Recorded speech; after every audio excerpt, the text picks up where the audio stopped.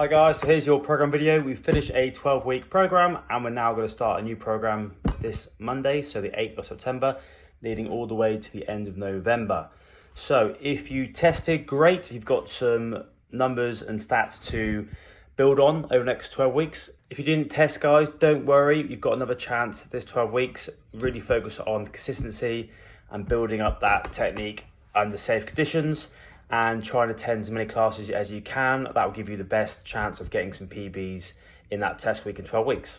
So going through the programming and what days focus on what exercises, I'll go through that now. Strength athletes, again, so a new 12-week program going from Monday to Sunday, 7 days of programming as normal. Every day is a set focus. So this is week 1, so it's going to be lower RPE or lower percentages, really focusing on getting your depth, getting your bracing positions, technique, and hitting each exercise with the best intention possible. And obviously, guys, it's longevity. If you don't knuckle down, guys, and keep the exercise perfect, it's not going to be as beneficial down the line. So on a Monday, you've got kettlebell box squats, one of the favorites. Again, if you're wanting to move away from box squats and the coach is happy for you to take the box away, I'm more than happy to do that one. Supersets and dumbbell seated shoulder press, less pressure on the back than standing, so you can really focus on isolating that delt. Dumbbell over bench rows, we have these a lot in the program because they're really good, they're really functional, and they cross over well to a lot of posterior chain exercises. Banded glute bridges off a bench, just body weight, so really focusing on building it back up from week 1.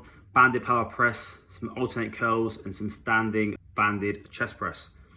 Tuesdays, rack supported dumbbell reverse lunges, so holding that rack to support the position. It means you can go a lot heavier, it's less focus on keeping your core upright, so you're holding on, it's a lot easier for balance.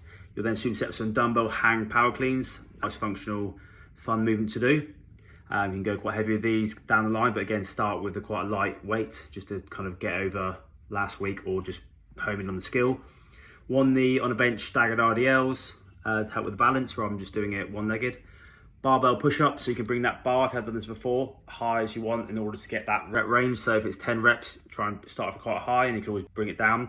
It just comes off the JPEX on the rig to bring it down, the harder it gets. Single arm banded pull downs, working through tempo, and then some Aleknas for some core. Then on a Wednesday, you got cage deadlifts, incline dumbbell alternate chest press, heel elevated squats. You're good for getting that depth and pushing it in the right positions. So if you feel like when you're squatting, you're going under your toes, this is a really good one for keeping that perfect movement.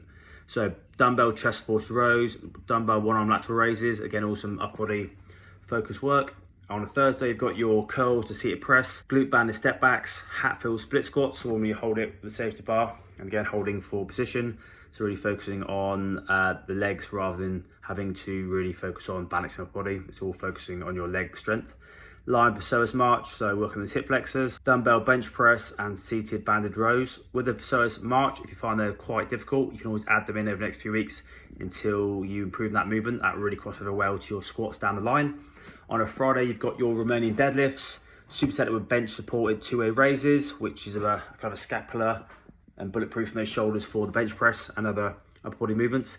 Incline dumbbell bench press, wide grip banded pull downs, working those lats, getting the bands nice and wide. Half kneeling one arm dumbbell press, some single arm rows, and some banded skull crushers, all again upper body accessory work. Saturday, bench press, reverse lunges, one arm rows, curls, reverse flies, and some single arm kettlebell carries for stability work. I really like those ones, one of my favorite ones. Sunday, to finish, guys, you've got kettlebell deadlifts. You can go single or duo, so if you're quite advanced, tell the coach and they'll let you have maybe 220s or 224s rather than just going for one heavy kettlebell. Superset with some dumbbell Cuban press, so a bit of, again, bulletproof no shoulders. Leg supported dips on the bars, dumbbell thrusters off bench, dumbbell pullovers, cable V-bar pull downs, twisted banded twists. So yeah, so a lot of full range of body movement there. So any questions, guys, on these, come and ask me on the gym floor or send me a message. But all those days should cover every muscle group, every movement pattern, and really give you the best chance of getting stronger, and also most importantly, keeping longevity and keeping you injury free. So as well as that, guys, lastly, at the end of all these workouts, there are usually 4 to 6 minutes of conditioning bits. If you feel like you can do more than the said time or the weight, just tell the coach. If they haven't realized already that you can be pushed more, just tell them. We're here to improve every day, every week. So if you feel like you're stronger than you were last program, now's a chance to tell the coach you can do more. And any other questions, guys, let me know. But good luck in this new program and have some fun.